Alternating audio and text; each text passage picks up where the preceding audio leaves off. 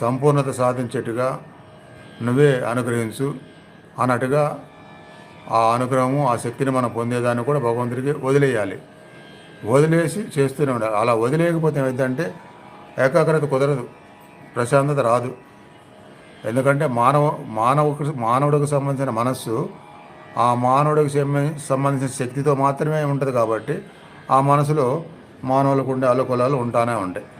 కాబట్టి అవి ఉండకుండా ఉండాలంటే ఇక ఆ మనసు నాది కాదు, ఆ చేసే విషయం నాది కాదు, చేస్తున్నాను కానీ నాది కాదు, భగవంతుడిదే, ఫలితం ఆయనే అని వదిలేసి చేసేది మాత్రం సంపూర్ణంగా ప్రశాంతంగా చేయాల్సిన విధానాల్లో చేస్తూ ఉండాలి.